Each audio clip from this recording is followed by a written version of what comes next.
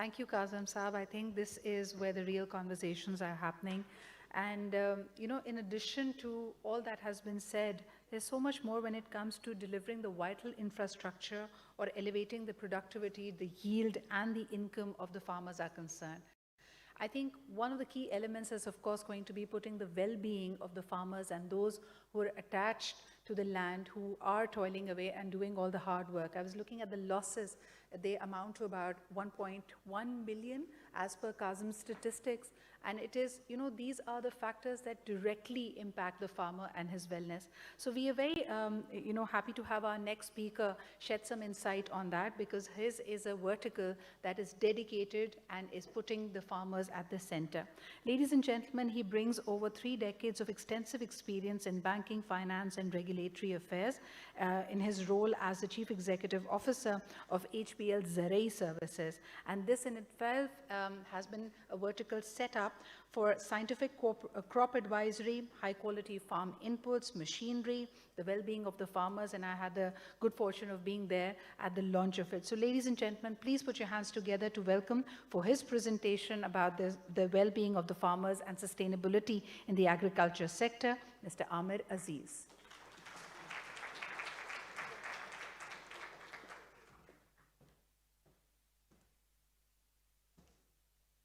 Thank you, Sidra. Bismillah ar-Rahman Rahim. I'm very grateful to PBA and especially my friend Mr. Munir Kamal, who convinced me to come to this summit and share our story. I wasn't so convinced at that time, but spending the last day and today, I think this story needs to be told. This story needs to be shared, and it is a ray of light, in otherwise quite depressing, conditions that, we're going through. So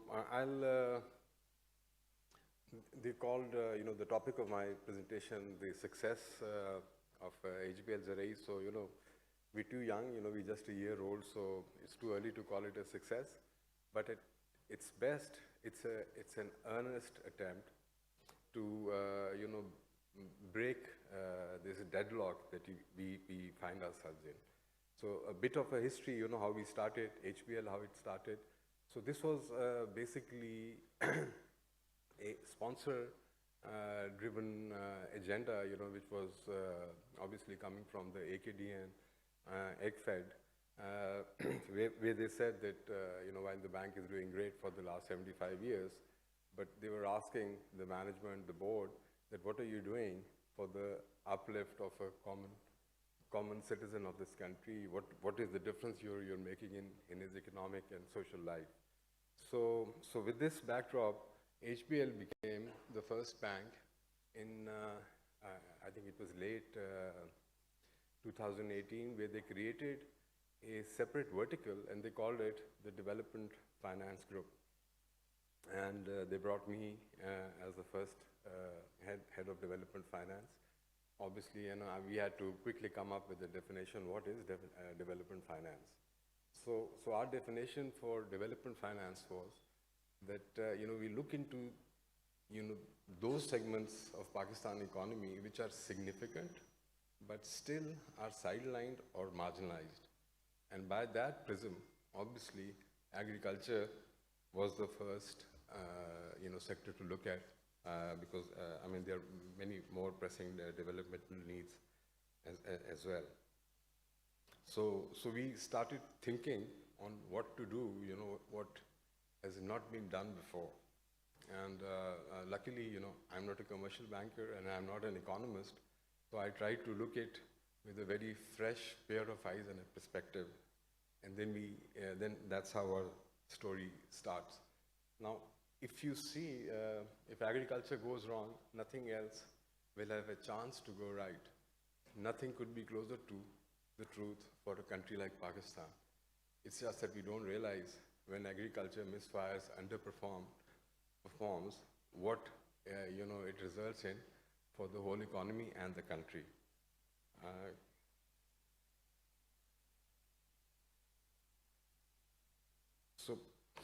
So this is an inverted pyramid, and but it tells you what, the essence of what we're trying to say here. Now you see agriculture at the bottom of the pyramid, contributing 23% to the GDP. And then, we enter into the SMEs and the large-scale manufacturing. But what we don't realize is that agriculture in Pakistan is the main foundation for SMEs, which are predominantly agri-based, and our top corporates are also, on the processing side, like textile, oil, sugar, cotton, are all based on what is produced by the farmer. So if agriculture is not performing, the entire, the corporate sector, obviously will get affected badly by it. So one mistake that we make is to see agriculture in isolation. We should not see agriculture in isolation, because it is not in isolation. All of us are, connected with that. Now, this is, just to give you an idea, starting from labor force, a lot of speakers have already alluded to it, so, it's nothing new that I'm saying. But having listened to Rizvi Saab's presentation, which was quite mind-opening in my thinking, this is a very depressing state of affairs. It tells of a banking sector which is divorced from the real economy of this country and the real people of this company. It is still corporate-centric, it is still city-centric, and Pakistan is neither of those. Corporates just contribute, about 5.5% to the country's GDP, and 70% of the population of Pakistan is living in villages or in peri-urban areas, while the banks are, clearly focused on the corporate and the city customers. So this is an untenable solution. And as Mr. Rizvi said, that while we talk of the future, we must not ignore, what the present is. So, HPL obviously is the market leader. We are very proud of our agriculture team. But, it's nothing to be happy about, because, when we compare, which is the largest lender to the farmers, and we're talking of banks. But what we don't talk about, in this discussion is the biggest lender to the farming community is not a bank. It's the informal market, which is the biggest lender. And when you compare yourself with that, this is not a great state to be in. So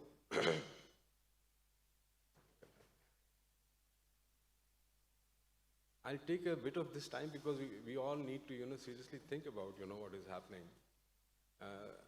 So now this is what I call the problem statement, when we talk of agriculture.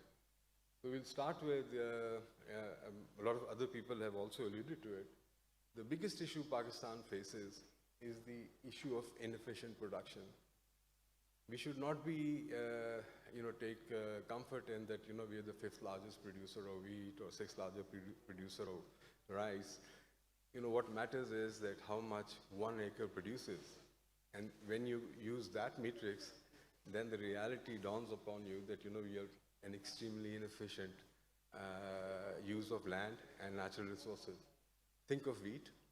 Pakistan's annual, wheat production is around 29 to 30 mons. The Indian Punjab is 60.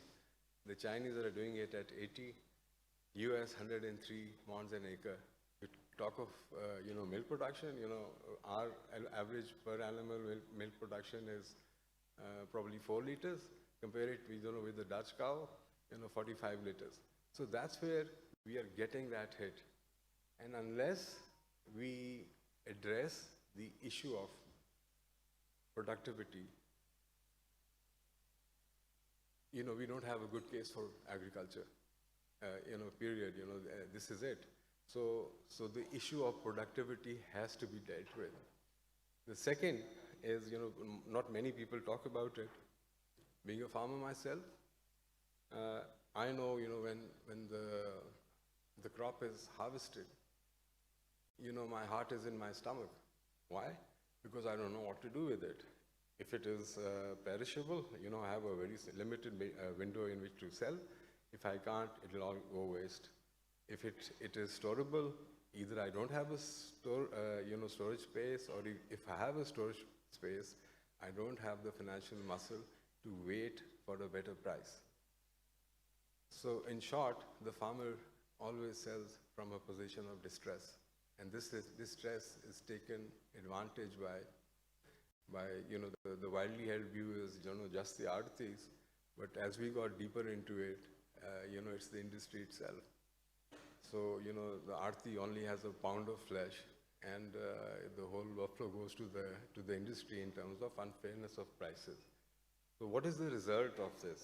The result of this is that our farmer is in a subsistence mode, and I agree with the bankers that he makes a poor credit risk also. So, if I were a banker, I would think twice before lending to such a farmer.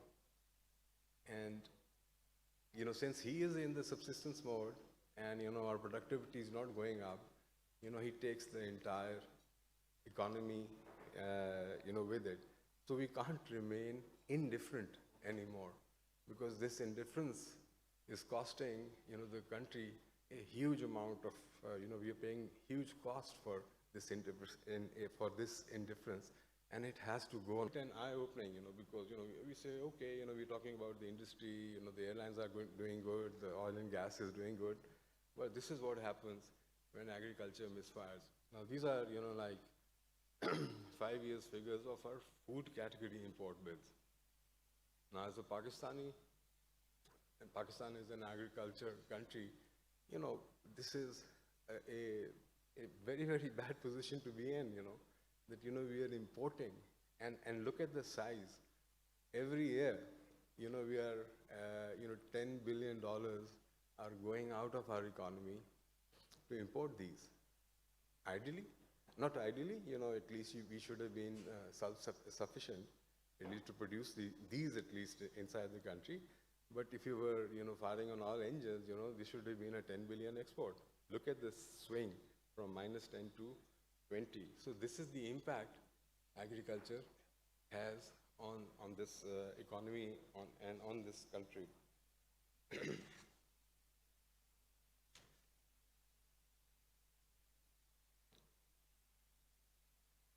So at development finance, we then, got down and, started to, write a new model where it is easier for the bank to lend, easier for the farmer to, get that lending, repay that lending, because it has to be a business case, When I joined the bank, so, many of my colleagues thought that it's a CSR activity. It's not a CSR activity. It has to make financial sense. It has to make enough revenue so that, banks can take it forward. Now, the first thing that I did, when I was, writing this model, the internal audit guidelines, the compliance and the risk framework, and the board allowed me to do that. I totally ignored them and put them in the deep freezer, because I said I'll not care what this, this framework is saying, because obviously it's not delivering. So my only constraint was that I had to follow the regulatory requirements. So yeah, the point I'm making is that, when you're innovating, you have to break free from the existing restraints. It's only then you can think of some innovative ideas. So the primary motivation, inspiration for this model actually came from a very unlikely source. That was the aarti. While I was at the State Bank, we carried out a pretty comprehensive research on how the aarti works. Yesterday, Zafar was complaining on the security and the collaterals and that stuff, as a reason for not lending. But when we made that study on the Aartis, and there were three main things that, came out of that study. The first, he lends clean. He doesn't have a security. Second, he doesn't have strictly speaking, a legally enforceable contract. And the third is that, he lends at an extremely exorbitant rates of interest. When we conducted that study in central Punjab, I'm not talking of, Sindh or Balochistan, this is the most developed part of Pakistan agriculture sector. The going rates were from 65 to 120%. I mean, that is a fact. But his recovery rates were near perfect. Isn't that amazing? That, he was able to recover, what he lent to the farmer at, say, 80% markup rates, and his recovery rates were, near perfect. So what were the reasons? Of course, he knew the business well. He understood the importance of relationship with the farmer. But the cold truth is that he was able to recover this money because substantively, in the majority of the cases, he was the buyer of the produce also. So that was a kind of a closed-end value chain transaction. And, when you talk to banks, obviously they say, State Bank will not permit us to, buy commodities. We are not allowed to go into the commodities. And it was a huge challenge to me also, to find a way around it. But then when you study an Aarti, this guy might be sitting in a small shop in a Mauza somewhere in Punjab or Sindh. What does he do? So he aggregates crops, from the farmers, close by, and he aggregates the crop not for himself. He aggregates the crop for the industry. Now that gave me an idea that the industry, where is the industry? Industry is sitting right, in your balance sheets.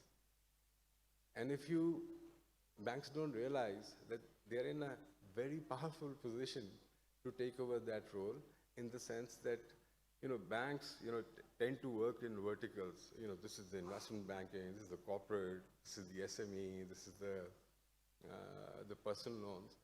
But if you cut across the advances portfolio of any typical bank, cut horizontally, you will see from up that all the stakeholders are already sitting in that portfolio.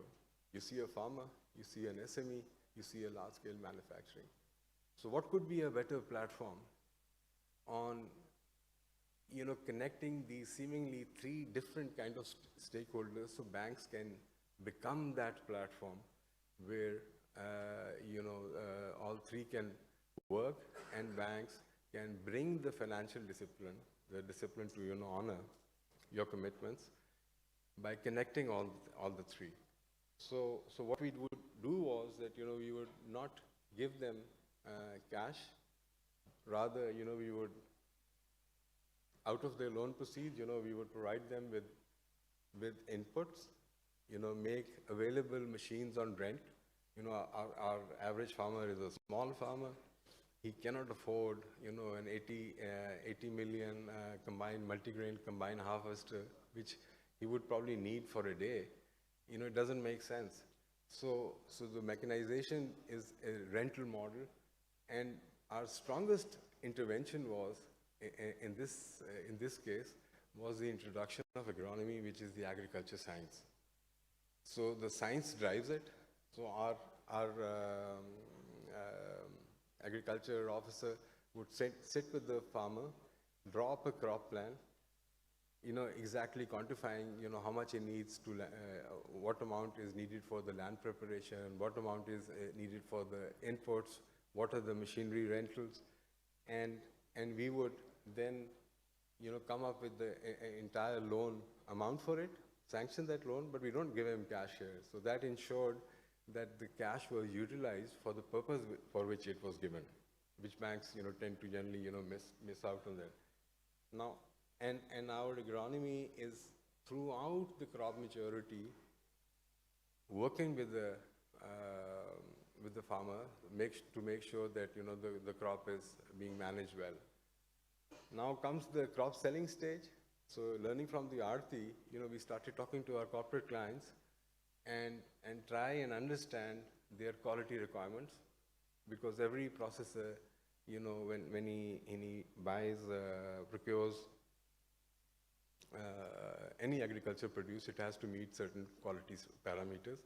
We understood that, and then we went to the farmer, and, you know, we convinced him that if your quality parameters are met, you can sell directly to this corporate buyer, thereby eliminating a number of handoffs. You know, then he doesn't have to go to the mandi, he doesn't have to go to the Aarti, and so his selling costs obviously, you know, comes down significantly, and we then convince the corporate buyer that, you know, once the quality has been met, you have received the produce, you will pay for the proceeds into the farmer's bank account, and the moment the funds, you know, landed up in his bank account, his loan was automatically adjusted.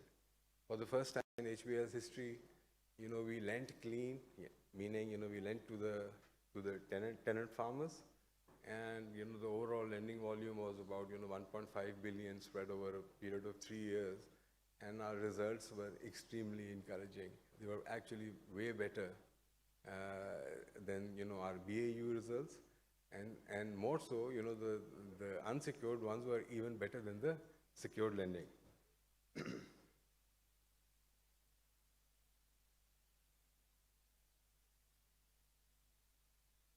So what does that mean for the farmer?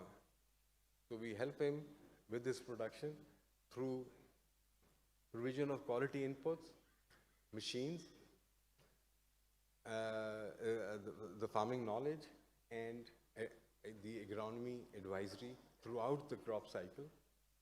And obviously, you know, it's not a rocket science that his production goes up. Then, you know, through better use of, you know, putting science ahead, you know, better use of fertilizers, pesticides, fungicides, timely use of those.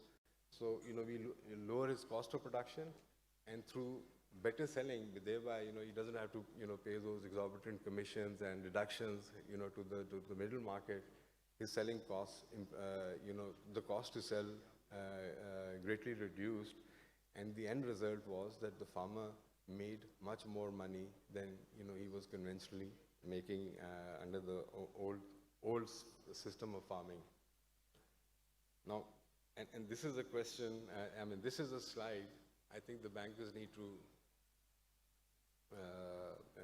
appreciate, that obviously, you know, it's not a CSR activity, but this is a serious attempt, because right now, the way I see it, you know, like I said earlier also, the banks are, you know, now, you know, the turf is, the battleground is only cities, and, you know, probably it's getting overpopulated. Where will the growth come from? Now, here is a country, you know, where 85% of the population still is financially excluded. You know, you have to reach out to them, not just for as a Samaritan cause, but in your own self-interest. And, you know, since the corporate is not going, so where do you lend? So you have to find new markets, you know, both for you know, SME and agriculture, because that's the real economic activity in this country. And by the way, you know, in our model, everything, you know, was on market rates. There were no concessions. So, and that's my firm belief, that if the farmer is producing efficiently, he's getting a fair price, he doesn't need any subsidies.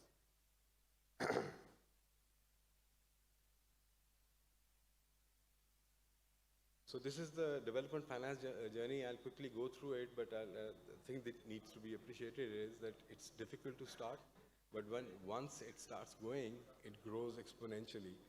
I remember the second half of the year 2020, you know, when I went to Sahiwal, tried to convince the farmers, only 5 farmers agreed to, you know, this way of lending.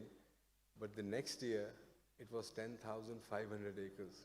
The year after, 22,000, 45,000, and then 65,000 acres. So, so they would only believe you once they see. So this is our basically the basic journey for us.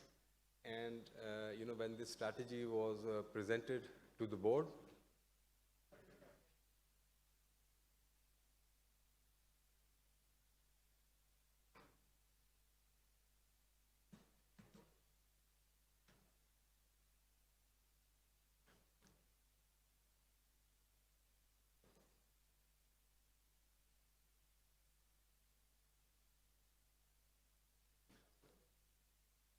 Jameel साहब बिल्कुल time पे आए हैं क्योंकि अभी मैं इनका जिक्र करने ही वाला था तो आ गए हैं. So coming back to this, the strategy was that our board asked us to come up with the proof of concept that it works. So for about 3 years, multiple crops, multiple areas, 65,000 crop acres, and then we compiled the proof, which was accepted by our boards. And at the strategic, when we were drawing up the strategy, these things are impossible to do when you're in a bank. So it was recommended that, a separate subsidiary should be created, which basically is more geared to, cater to these needs of the farmers.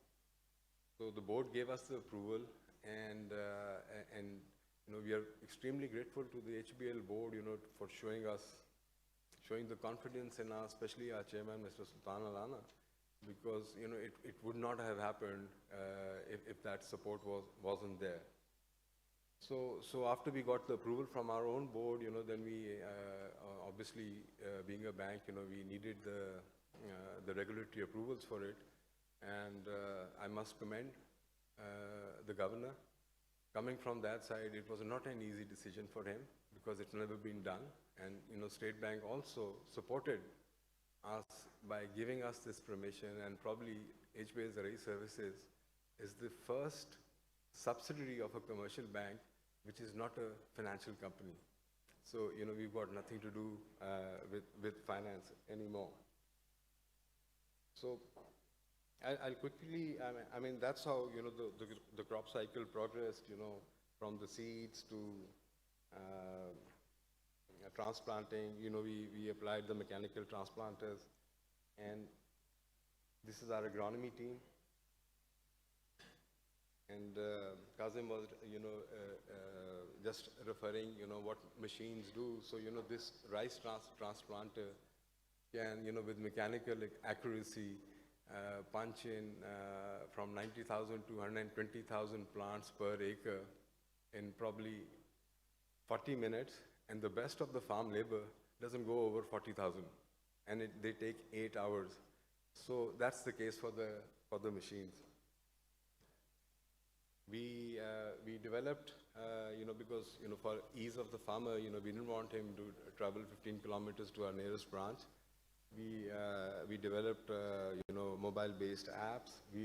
We used satellite technology, to monitor the crops. But this is something that, where we are, in all our humility, but we are extremely proud to share this because this is what we work for. So what does it tell you? This is the result of the productivity gains over 65,000 crop acres. Now, to lend credibility to this, we got these results independently, validated from Princeton University of the US. And it's no surprise. Look at the yield per acre. So our average yield, started from 14 to 47%. And in majority of the cases, the farmer's income actually doubled compared to last year.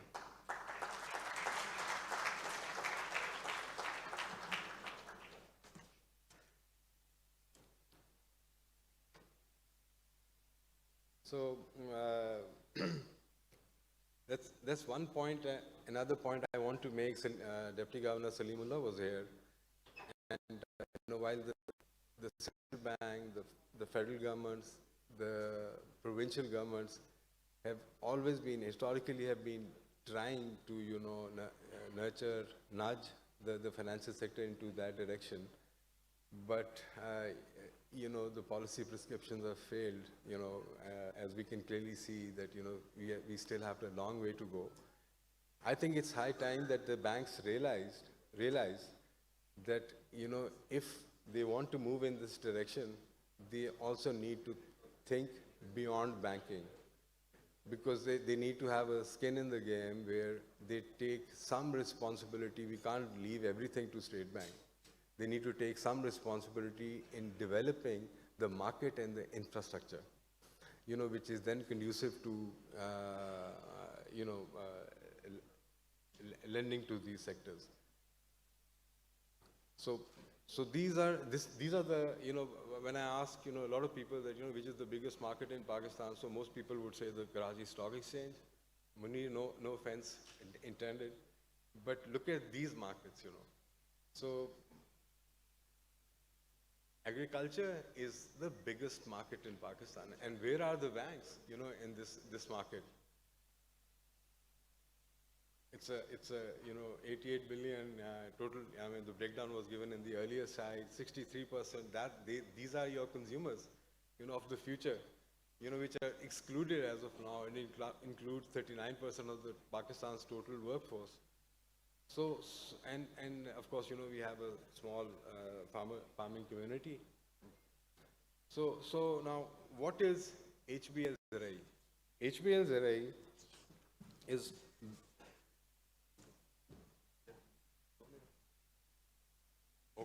Okay, I'll quickly rush through the rest of the presentation. Agriculture, HBL Zarai is basically a service industry, which was missing in the formal sector, helping the farmers, achieve their true potential by provision of agronomy, inputs, machines, and then help them sell efficiently. So our whole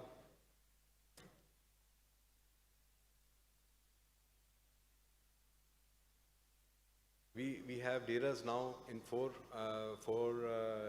districts, and this is how, this is our DERA in Burewala, which was the first one. If you see, it's in the middle of Tehsil Burewala, and the numbers that you see, they're all chuck numbers where the farmers live. So we took a deliberate decision that, we are going there, they're not coming to us. We wanted to be close to the farmers so that it is easier for them to, come and, avail our services. So this was our inauguration. That's how DERA looks like. It's a one-stop solution, and most of our DERAs also have a banking booth. We have an ATM. The agriculture lending officer is sitting there. In case a farmer needs a loan, he doesn't have to go to the branch network. So.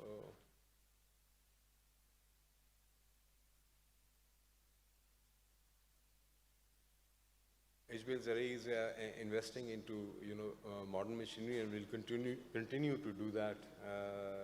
We're starting with the harvesting, then we go into the planting side of it.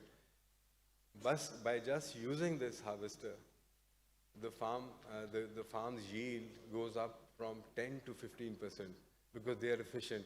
The ones that we are using, the grain losses are anything from 10 to 20%. So actually, these machines cost nothing to the farmer.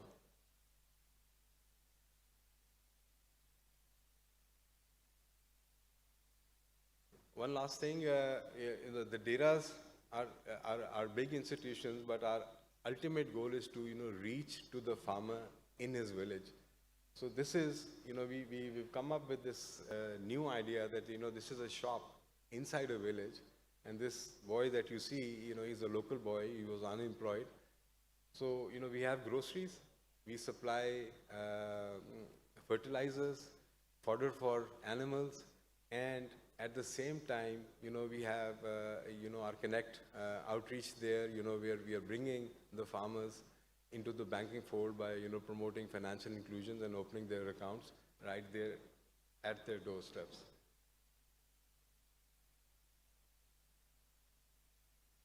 Okay, with this, I'll close my presentation. Thank you.